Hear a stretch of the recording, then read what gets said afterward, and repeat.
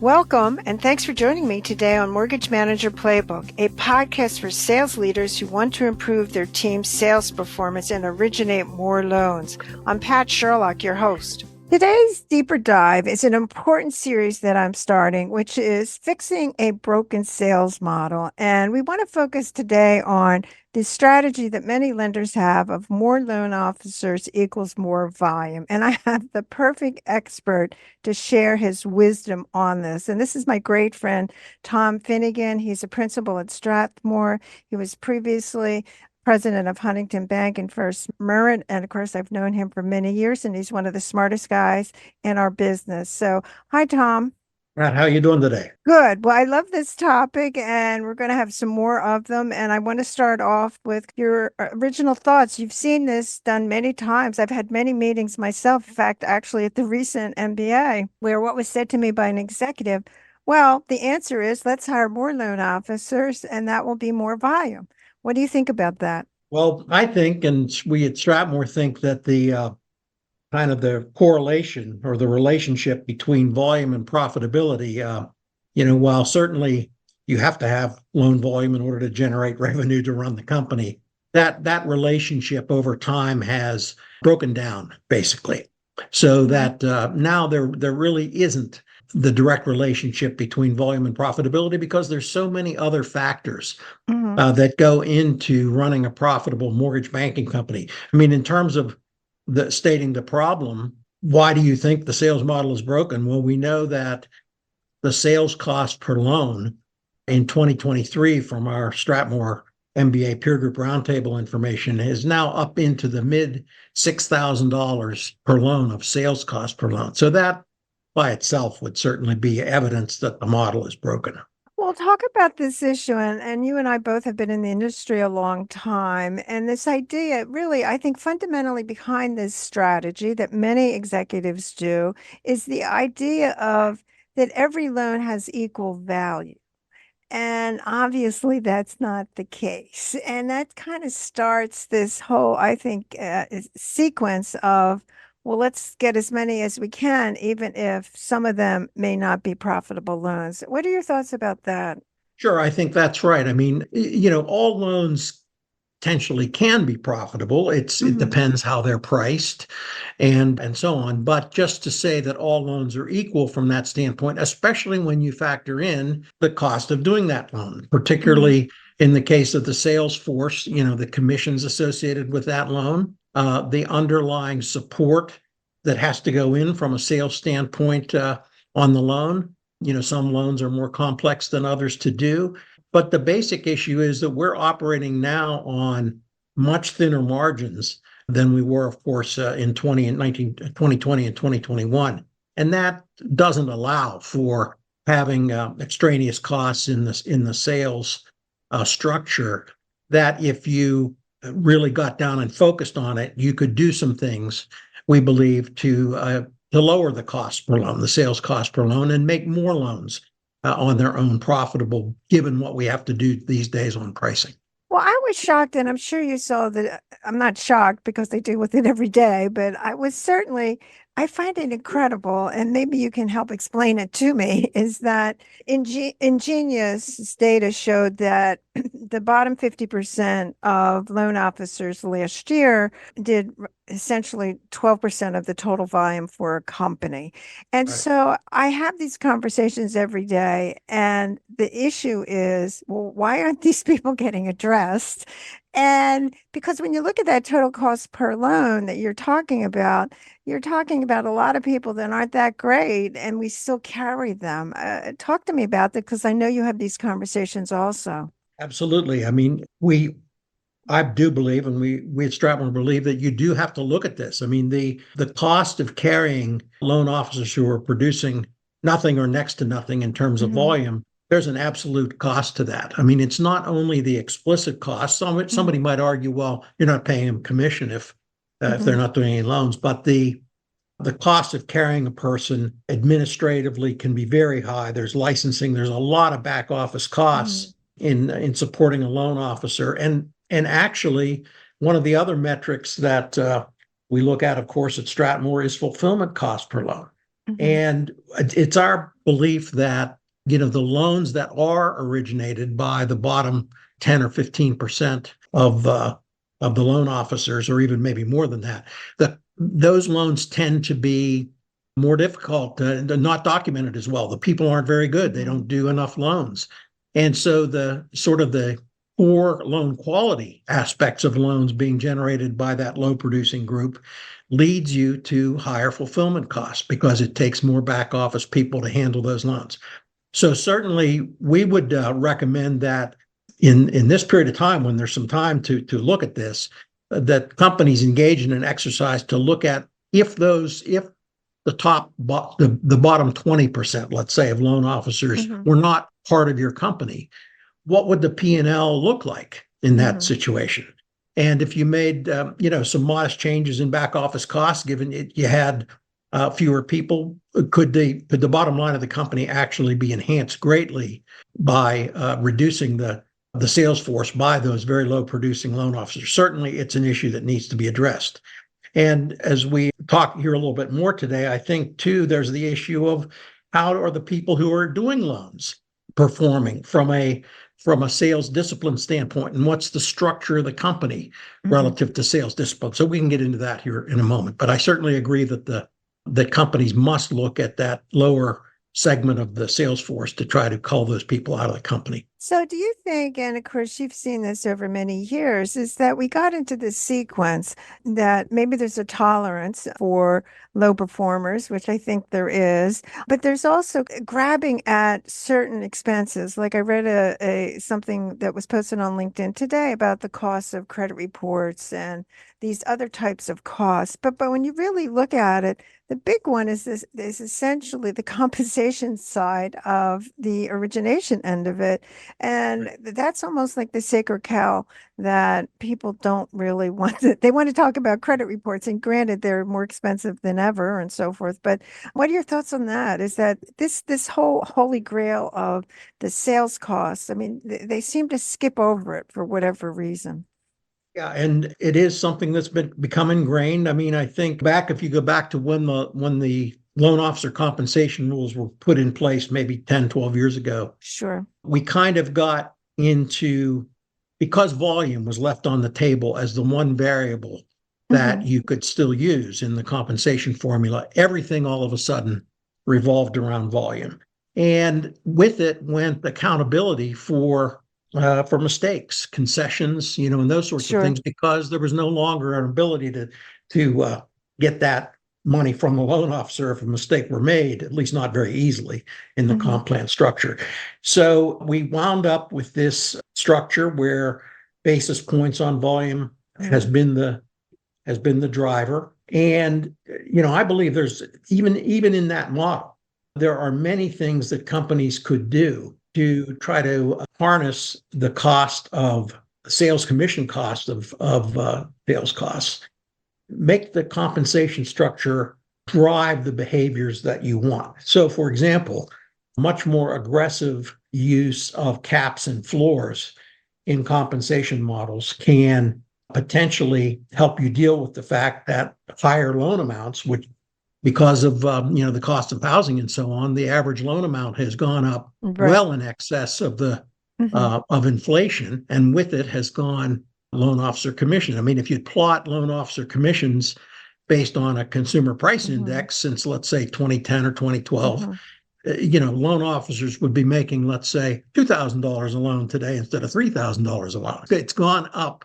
way in excess of inflation. So if you start to deal with that and drive behaviors by more aggressive use of caps and then floors on the other side to make sure that you're not leaving smaller loans on the table, I believe that there can be some structural things that can be done to really help you manage that compensation cost better. I mean, there is an argument that the industry would be better off, again, harkening back to those loan officer comp rules, that if we paid on a unit basis. That's probably, maybe ideally that would work better, but it's probably going to be hard to make that move. But again, just using some other features like caps and floors, and then also including in compensation plans other non-volume related items such as customer satisfaction and accuracy, and those things, they have to be tracked, and they're more difficult to track.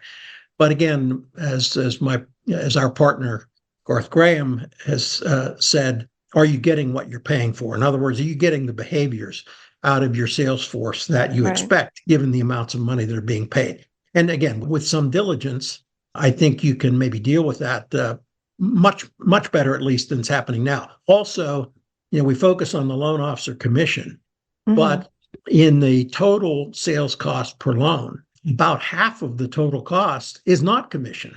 It's other elements of sales, loan officer assistance, layering of management inside company. You're paying multiple levels of basis points on the same loan because of the structure of the sales organization.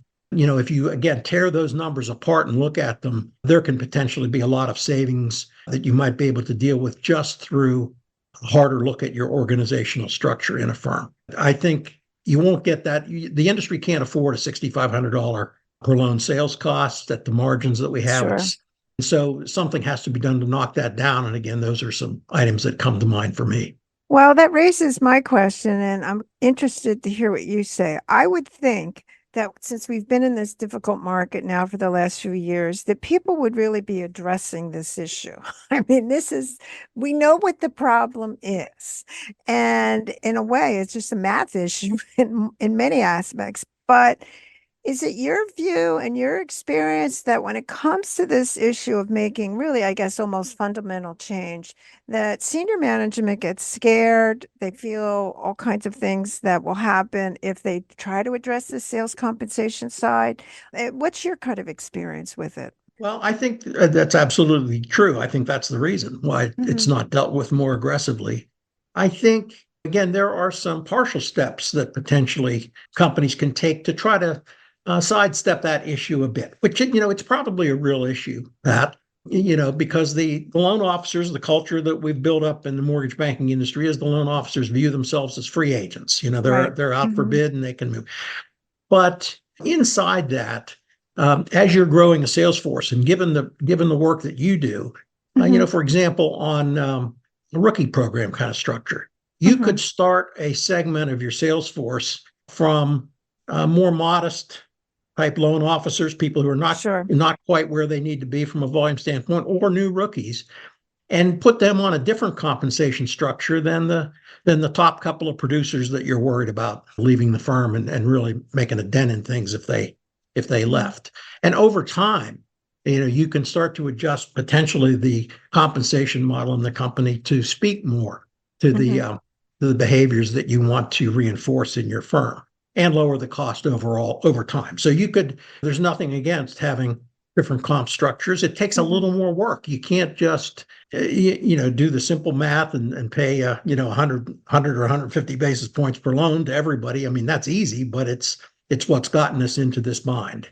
So I think more work around the structure of comp plans, especially for newer people, can be a valuable tool. But also, I think, being transparent, especially inside independent mortgage bankers, about what's going on in the industry right now. I mean, there's no benefit to the salespeople over the long run to see their companies go out of business or sell to an acquirer that they're really not going to be comfortable with. So if you're transparent as the owner and can share why you're taking some of the steps that you're taking, I think that can be powerful. Also, we've been focusing kind of on independent mortgage bankers, but for banks and for those with a large non-mortgage customer base, there are potentially, through much improved data mining and looking at that non-mortgage customer base for volume, financial institutions can lower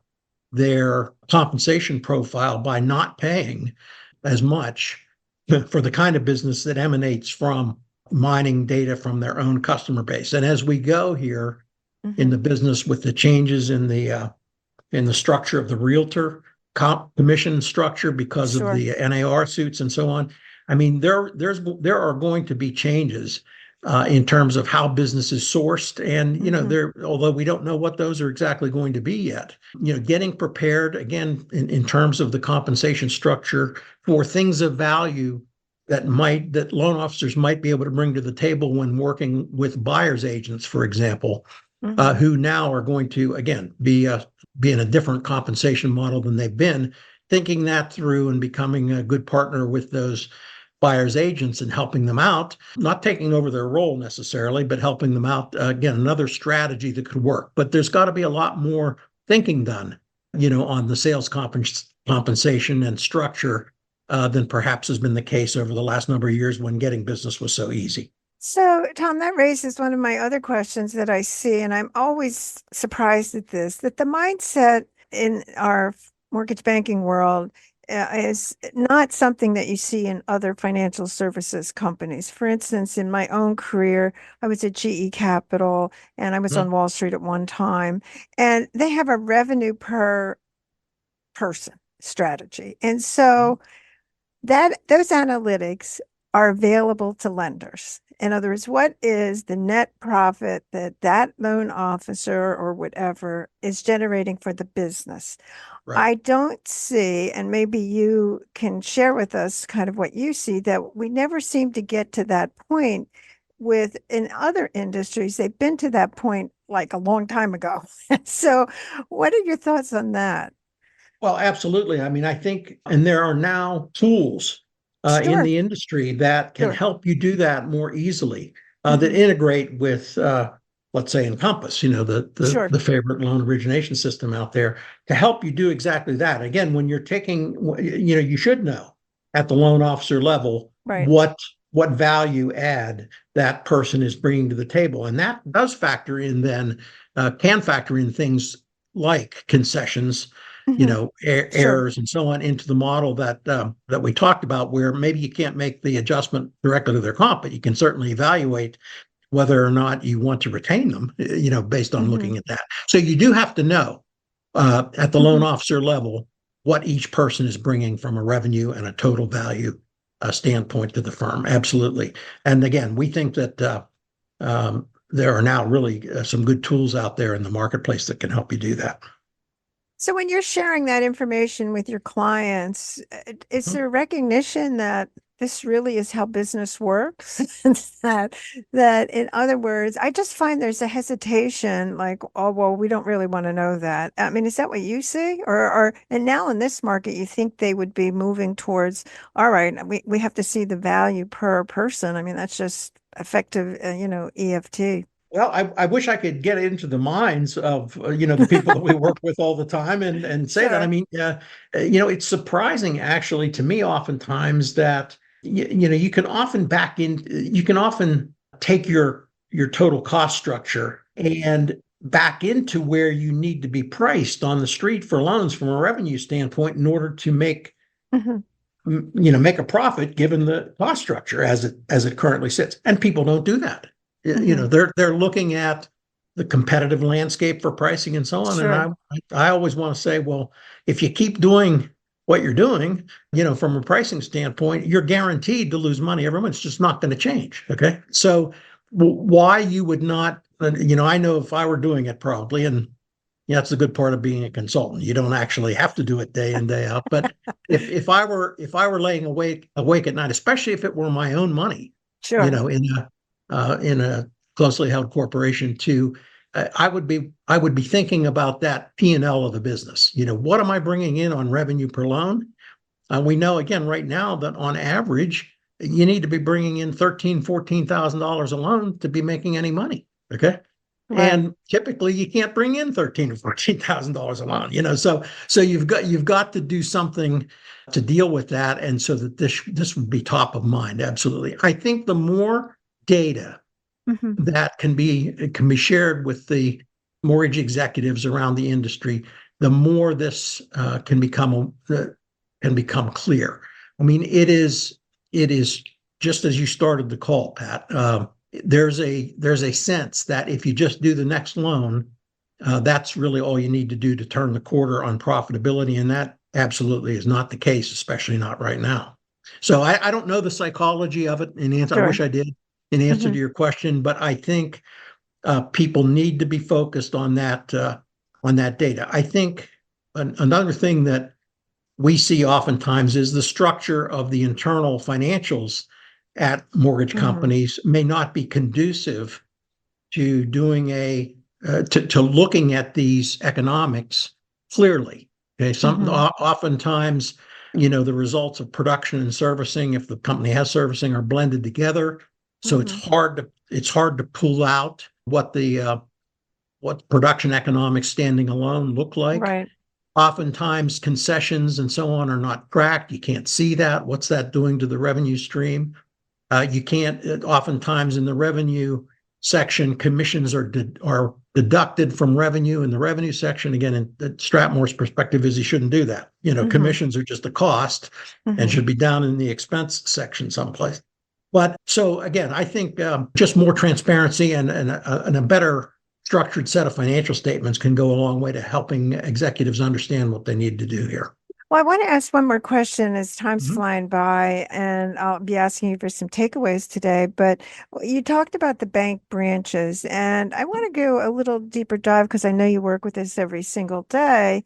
And the mortgage business in some banks certainly seems to be something that's not really looked at as part of the beginning of a cross sell. And then other banks, they do get that. And talk about the experience that you see with how banks could improve their profitability with the mortgage business and the bank branches. Absolutely, we do. I do work with banks on this, and certainly if you were in a bank structure, and especially with the need for deposits right now at many banks, Hmm. having a solid working relationship with the retail bank for the mortgage people, I think is very important. And the cross sell effort should be a two-way street. Hmm. In other words, if we expect referrals from a branch for mortgage, they can rightfully expect that mortgages that are brought in from the outside by any external loan officers can be handed off to the bank. There have to be systems, though, in place to do that and do it easily so that it's trackable. And there also, in terms of mortgage referrals, there has to be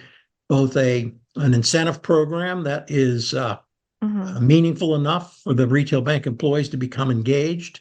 There has to be a good structure for the partnership between mortgage and the retail bank, whether that partnership is with retail loan officers who cover the branches, and maybe more common now is people are moving for that partnership to be one with a more centralized group of loan officers, more like in a consumer direct Hmm. situation, who can but also partner with the Hmm. retail bank branches, provide answers to questions, but maybe do so at a lower cost than a traditional loan officer, and freeing up those loan officers to do more external business, and have again a compensation structure that speaks to those behaviors that you want to Hmm. have happen.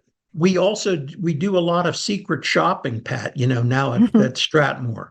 Hmm. And what we find is that the expectation that executives might have or think of things that they think are happening when somebody walks into a bank branch Hmm. and starts talking about their financial situation, or even applies for a mortgage, the behaviors that they find in secret shopping don't track at all with what they expect is going to be happening. For example, somebody walks into a bank and there are people in the bank to serve them, and they start asking about a mortgage, and the answer that they get is, well, go home, get online, make an appointment, and fill out an application, then come back and we'll talk to you. Sure. So just things that I think most bank executives wouldn't believe are actually happening. So for banks and independents, that secret shopping of the behaviors Hmm. of their sales force can be a very valuable tool in terms of helping you get more production out of your current set Hmm. of loan officers and out of your current structure if you're talking about a bank. So Well, that's a great point, and we'll have you come back and talk more about that. But the time has really flown by. So, Tom, if you could give a couple takeaways for our listeners today about this whole strategy of more loan officers equals more volume. I would the big takeaway for me is that that relationship, although there's some correlation, but the relationship is basically broken down. So you have to go deeper.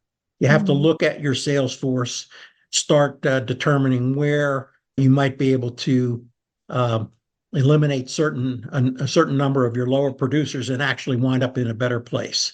And also work on the behaviors of your existing sales force. Make sure that there's proper training, sales management. We didn't specifically talk about it, but the loose affiliation model that has often been present at independent mortgage bankers, where sales groups do their own thing, sort of. That's not conducive to lowering costs in the sales environment. So executives need to take a harder look at their sales management structure and make sure that they're starting down the road of trying to do things more consistently across the organization to help lower costs.